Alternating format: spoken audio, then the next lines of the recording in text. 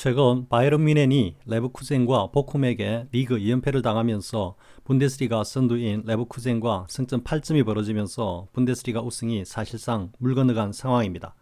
특히 레버쿠젠이 지금까지 18승 4무승부 무패를 이어오고 있기 때문에 사비 알론소 감독이 이끌고 있는 레버쿠젠이 극도의 난조를 보이지 않는 한 이번 시즌 뮌헨의 우승 가능성은 거의 희박한 상황입니다. 그리고 이번 시즌 토트넘에서 뮌헨으로 이적한 케인은 또다시 무관으로 시즌을 끝내야 하는 징크스가 이어질 것으로 보입니다. 흔히 케인과 관련한 이러한 상황을 두고 케인의 저주라고 하고 있는데, 그것은 케인이 많은 골을 기록하기는 하지만 그 반면에 케인이 속한 팀은 언제나 성적 부진에 시달리거나 우승컵을 들어 올리지 못하는 것을 두고 하는 말입니다. 토트넘 시절에도 지난 시즌 케인은 프리미어리그에서 30골을 넣으면서 기록적인 시즌을 보냈지만 토트넘은 시즌 8위라고 하는 최악의 시즌을 보냈고, 지난 2019년 챔피언스리그 결승전에서 부상 회복도 채 되지 않은 상황에서 무리하게 케인이 풀타임 선발로 출전하여 리버풀에게 패배하여 우승컵을 놓친 것을 두고 이러한 결과는 곧 케인의 저주로 비유되고 있습니다. 그런데 이번 시즌 분데스리가에서도 이러한 케인의 저주가 재현되고 있습니다. 즉 케인은 지금 현재 분데스리가 득점 선두를 질주하고 있는데, 반면에 바이에른 뮌헨은 분데스리가 우승에서 점점 더 멀어지고 있기 때문입니다. 앞선 영상에서 케인이 뮌헨으로 이적을 하면 개인적으로는 자신의 역대 최고의 스탯을 기록할 거라고 예상은 했지만, 한편으로는 케인의 개인적인 플레이 성향으로 뮌헨의 성적과 팀워크에는 부정적인 효과를 발생할 수도 있다고 했는데, 뮌헨은 이러한 예상 그대로 흘러가고 있습니다. 지금의 뮌헨의 문제점에 대해서 뮌헨 전문지인 바이에른 뮌헨 뉴스 앤 코멘터리에서 게재한 분석 기사 내용을 살펴보겠습니다.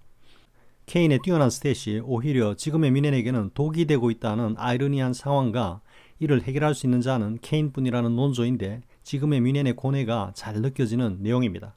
바이에른 뮌헨의 지금의 문제점과 딜레마를 아주 잘 설명하고 있는 내용입니다. 그러면 분석 기사의 주요 내용을 하나씩 살펴보겠습니다.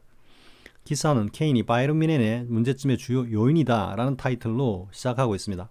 딱 껴놓고 말해서 지금 뮌헨은 위기다.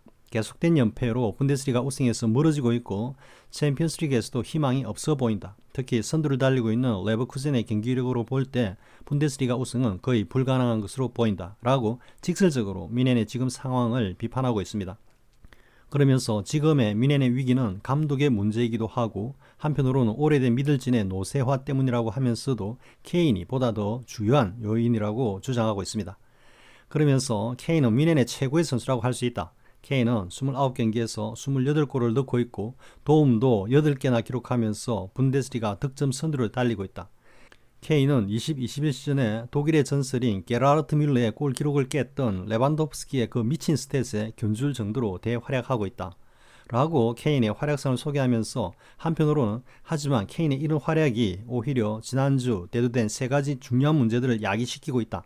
이번 시즌 매우 중요한 경기를 앞두고 뮌헨의 라인업을 구성할 때 해리 케인을 둘러싼 문제가 분명해졌다 라고 하면서 케인이 문제가 되는 주요한 세 가지 요인을 다음과 같이 제시하고 있습니다. 그 첫 번째 문제는 케인은 스트라이크와 같은 플레이를 하지 않는다는 것입니다. 뮌헨은 스트라이크가 필요하다. 하지만 불행하게도 케인은 스트라이크처럼 보이지 않는다. 물론 케인은 많은 골을 넣고 있다. 그러나 박스 안이나 주변에서의 케인의 움직임은 레반도프스키와 같은 그런 움직임과는 완전히 다른 움직임을 보인다. 케인은 이전에 뮌헨의 스트라이크들보다는 상당히 후방에서 움직이고 있는데, 이로 인해 공격에서 중심 역할을 하는 선수가 없는 상당히 이상한 공격 패턴을 보이고 있다. 이 내용은 토트넘 시절 손흥민과 포지션을 스위칭하면서 케인이 플레이메이킹을 하던 그 플레이를 지금 뮌헨에서도 하고 있다는 것입니다. 이런 플레이 스타일로도 28골을 넣으면서 분데스리가 득점왕을 달리고 있는 케인이고 보면 케인의 개인적인 득점력은 인정할 수밖에 없지만, 그 반작용으로 팀 성적은 하향 곡선을 그리는 공식과도 같은 이른바 케인의 저주가 뮌헨에서도 그대로 작용하고 있는 것 같습니다. 이 기사도 하지만 케인이 많은 골을 넣고 있는데 누가 문제를 삼겠는가 라는 서브타이틀로 이렇게 논평하고 있습니다. 지금까지는 문제를 삼는 이는 많지 않았다. 레버쿠젠과 라치오전 두 경기에서 전형적인 스트라이크가 없다는 것이 쓰라린 패배를 맛보게 하지 않았는가. 케인은 단 한 번도 경기 흐름에 영향을 미치지 못할 정도로 완벽하게 잠수 모드였다. 이번 시즌을 유심히 지켜보았다면 누구든 이 사실을 알 수 있을 것이다. 케인의 플레이 스타일은 뮌헨의 전력 누수를 가져오게 하는 치명적인 악영향을 미치고 있다는 것을. 케인이 미들로 내려갈 때는 토마스 밀러와 자리가 겹치고 케인의 이런 플레이는 실제로 미들에서의 플레이를 망치게 했다. 그러자 케인은 이런 식의 플레이를 하는데도 투헬은 밀러를 벤치에 두려고 한다는 것이다. 이런 상황으로 인해 뮌헨에게 어떤 일이 벌어지고 있는지 다들 알고 있지 않은가. 즉 케인이 자신의 본인의 위치인 최전방 원탑 자리에서 자주 아래로 내려와 공격형 미들로서 플레이메이킹 역할을 하다 보니까 뮌헨의 레전드 공격형 미들인 토마스 밀러와 자리가 자주 겹치게 되면서 두 선수 사이의 효율이 떨어지게 되고, 그러자 투헬 감독은 밀러를 자주 벤치에 두는 전술을 구사한다는 것입니다. 그리고 케인이 박스 안에서의 활동량이 적기 때문에 좋은 찬스 시에도 그것을 살리지 못하고 있다고 비판하고 있습니다. 대부분 박스 바깥 지역에서 움직이는 케인이다 보니 정말 좋은 골 찬스들도 다수 놓치고 있다. 대신에 그런 찬스들이 무시알라와 사네 등에게 찾아오지만 이들의 골 결정력은 형편없고, 특히 사네는 자신의 골 기대값에 무려 2포인트나 떨어지는 심각한 골 결정력 부족에 시달리고 있다. 박스 안에서 상대 수비수들과 피지컬적인 경합을 벌일 수 있는 스트라이커가 없기 때문에 뮌헨의 공격력은 현저히 소극적인 모습을 보이고 있다. 즉 지긋지긋하게 보고 있는 U자 형태의 지나치게 잦은 볼 돌리기로 시간만 보낼 뿐이고, 크로스나 박스 안 침투와 같은 과감하고 직접적인 공격 패턴은 보이지 않는다. 그리고 이어서 케인을 가장 효과적으로 활용할 수 있는 투헬 감독의 전술적인 대처가 필요하다고 주장하고 있습니다. 문제는 케인이 팀 전술에 보다 잘 적응하는 플레이로 변모할 수 있는가이고, 또 하나는 케인을 보다 효과적으로 활용할 수 있는 전술을 투헬이 마련할 수 있는가이다. 가장 좋은 예로는 슈투트가르트전 경기였는데, 그 경기에서는 뮌헨은 변형 4-4-2 전형으로 밀러를 최전방 원탑으로 세우고 그 뒤를 케인이 받치는 포맷이었고 대단히 좋은 경기력을 보였는데, 그 이후로는 지금까지 이런 포맷을 단 한 번도 볼 수 없었다. 그러면서 한편으로는 케인이 이런 전술 하에서도 많은 골을 넣고 있다는 것이 문제라고 다소 아이러니한 분석을 제시하고 있습니다. 어떤 측면에서는 케인이 자신의 포지션과 플레이 스타일이 어떠하든 골을 많이 넣고 있다는 것이 문제라고도 할 수 있는 것이다. 그것이 왜 문제가 된다는 걸까? 골을 많이 넣는데 뭐가 문제인가 하는 생각이 들 수도 있다. 케인은 많은 골을 넣고 있다. 문제는 케인이 그런 골을 넣을 때마다 그것이 투헬의 전술의 정당성을 부각하고 있다는 것이다. 변화의 동기가 없는 한 변화는 일어나지 않는 것이다. 투헬은 이런 문제점에 대해서 마침내 인지를 하긴 했지만 아주 가볍게 무시해버렸다. 케인은 자기만 생각하고 뮌헨을 생각하는 마음은 없다. 케인은 경기에서 팀에 만족하지 않고 있고 뮌헨 역시 케인에 만족하지 못하고 있다. 훈련과 실전 경기 사이에서 그렇게 차이가 나는 것을 나는 거의 보지 못했다. 믿기지 않을 정도다. 케인이 월드 클래스지만 경기에서는 우리는 케인의 그런 활약을 거의 보지 못하고 있다. 그런데 케인은 마치 뮌헨의 주장처럼 행동한다. 그리고 이어서 투헬 감독의 전술적 판단에 대해서 이렇게 비판을 가하고 있습니다. 투헬은 그런 케인이 모두 옳다고 생각하고 있는가? 투헬 전혀 문제가 없다고 생각해? 레반도프스키는 뮌헨에서 마지막 2시즌 동안 분데스리가 90분 경기 시간 동안 평균 약 4.9개에서 5개의 슈팅을 시도했고, 챔스리그에서는 90분당 평균 3.2개에서 4개의 슈팅을 시도했다. 이번 시즌 케인은 분데스리가에서는 90분 동안 4.1개 슈팅을, 그리고 챔스에서는 90분당 2.9개의 슈팅을 시도했다. 레반도프스키의 전성기 시절과 비교하면 케인이 그런 지원을 받지 않고 있는 것은 분명하다.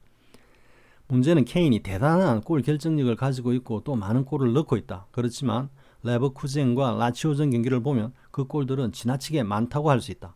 이 표현은 중요한 경기들에서는 득점을 하지 못하면서 필요 이상의 골을 넣고 있다는 힐난의 의미입니다. 그런데 불행한 것은 전술적인 결함에도 불구하고 투헬은 케인이 많은 골을 넣고 있기 때문에 이러한 문제점을 시정하려 들지 않는다는 것이다. 뮌헨에 이어지는 졸전에도 투헬 감독은 입을 닫고 있다. 이런 생각을 가질 수도 있다. 케인보다 득점 능력이 떨어지는 스트라이커가 경기들을 뛰었다면 투헬은 자신의 전술을 수정 보완하려는 압박을 받았을 수 있고, 혹은 골을 놓쳤을 때 불같이 반응을 했을 수도 있다고. 그런데 케인의 많은 골들이 투헬로 하여금 보잘것없는 자신의 전술을 옹호할 수 있게 하고, 그 대가로 뮌헨은 이렇게 고통을 겪고 있다. 이렇게 길게 투헬에 대한 비판을 하고 난 뒤에는 케인은 정말로 뛰어난 스트라이커인가? 라고 이렇게 묻고 있습니다. 레반도프스키는 자신의 경기력에 문제가 있다고 생각되면 언제나 그것을 모두에게 알렸다.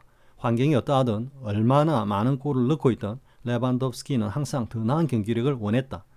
헤인케스 감독 시절에도 동료 선수들에 대해서 불만을 토로했고, 나겔스만 감독 시절에는 나겔스만의 전술이 자신의 역할을 제한한다고 따졌다.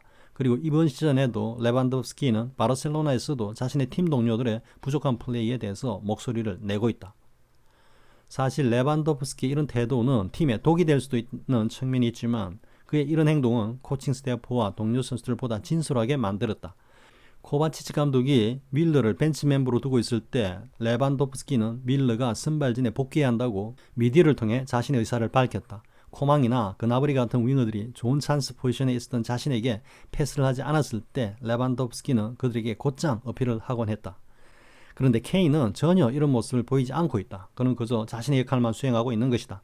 찬스를 놓쳤을 때 케인은 동료 선수들이나 코치에게 항변하지 않는다. 케인은 자신이 상당히 부진한 경기력을 보일 때에도 그는 전혀 변화된 모습을 보이지 않는다. 어떤 면에서는 케인의 이런 태도를 칭찬해야 할지도 모른다. 그러나 미네네 스트라이크라면 동료들로부터 더 많은 것을 요구해야 한다. 하지만 케인은 그렇지 않는다. 이런 케인의 태도로 인해서 케인의 플레이와 관련하여 변화는 더 어려워지고 있다. 미넨의 최고의 스타 선수이고 독일 역사상 가장 높은 몸값을 기록한 선수로서 케인의 의견은 상당한 무게를 가지는 것이다.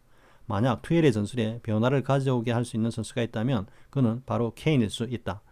하지만 케인은 그런 모습을 보이지 않고 있다. 케인은 자신보다 낮은 역량을 가진 선수들에 맞춰서 경기를 하는 것에 그냥 만족하고 있는 것처럼 보인다. 그렇기 때문에 항상 우승을 해오던 팀에서 케인은 또다시 무관의 시즌을 향해 가고 있는 것이다. 뮌헨은 무언가 변화가 있어야 한다. 그리고 그 변화를 이끌어낼 유일한 선수는 바로 케인이다. 그런데 문제는 케인은 과연 그런 역할을 할 인물인가 하는 것이다.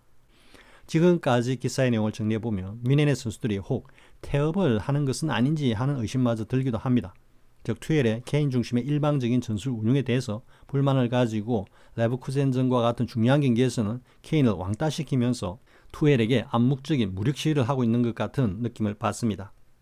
최근 뮌헨 생활에 불만을 표하고 있는 케인이 다시 프리미어리그로 돌아올 수 있다는 설이 제기되고 있고 그 구체적인 행선지로 포체티노 감독이 이끌고 있는 첼시가 거론되고 있기도 합니다.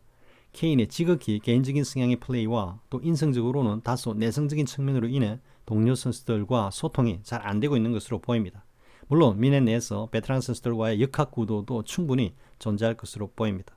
이번 시즌 뮌헨이 무관에 그치면 케인의 프리미어리그 복귀 가능성은 더 커질 것으로 보입니다. 시청해주셔서 고맙습니다. 구독과 좋아요를 주신 분들께 감사드립니다. 고맙습니다.